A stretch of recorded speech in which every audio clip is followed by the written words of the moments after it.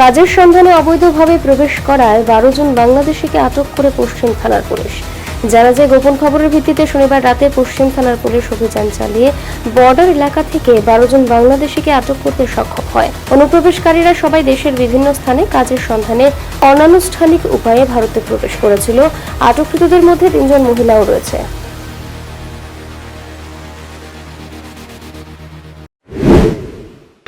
Police এবং ওই Bangladesh border এরিয়াতে, যে রামনগর এরিয়া বর্ডার এরিয়াতে ওয়েস্ট বিএসের অন্তর্গত যে বর্ডার এরিয়া আছে, বিভিন্ন জায়গা থেকে আমরা এবং বিএসএফের সহযোগিতায় আমরা 12 জন বাংলাদেশিকে আমরা ধরতে পারছি, সক্ষম হয়েছি আমরা।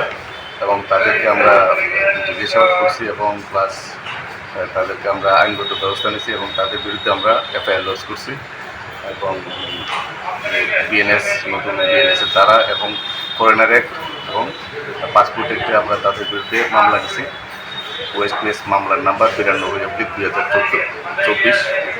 তো আমরা তাদেরকে আজকে আমরা কোর্টে প্রেরণ করতেছি এবং তাদের বিরুদ্ধে আমরা স্ট্রং অ্যাকশন নিতেছি এবং আগামী দিনও এই ধরনের অভিযান জারি থাকবে এবং বাংলাদেশি কোনো ক্ষেত্রে আমরা একদম খাটো করে দেখতেছি না, বিষয়টা আমরা গুরুত্ব সহকারে দেখতেছি এবং এই যে ট্রেন্ড চলছে সেই ট্রেন্ডটা যাতে আগামী দিনে বন্ধ হয় এবং এটার জন্য আমরা প্রতিনিয়ত চেষ্টা করতেছি এবং আগামী দিনও এই ধরনের অভিযান জারি থাকবে।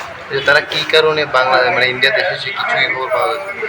অ্যাকচুয়ালি ইনভেস্টিগেশন ম্যাটার, আমরা আরও জিজ্ঞাসাবাদের ব্যাপার আছে, আমরা তাদেরকে রিমাইন্ড আছে। কীভাবে ঢুকলো সেই খবর কি পাওয়া গেছে? ইন্ডিয়া যে ঢুকছে, এটা ইন্ডিয়ার ত্রিপুরা বিভিন্ন এরিয়া দিয়ে ঢুকছে তারা। তাদের কাছ থেকে কিছু পাওয়া গিয়েছে কি? হ্যাঁ, তাদের কাছ থেকে কিছু টাকা পয়সা বাংলাদেশি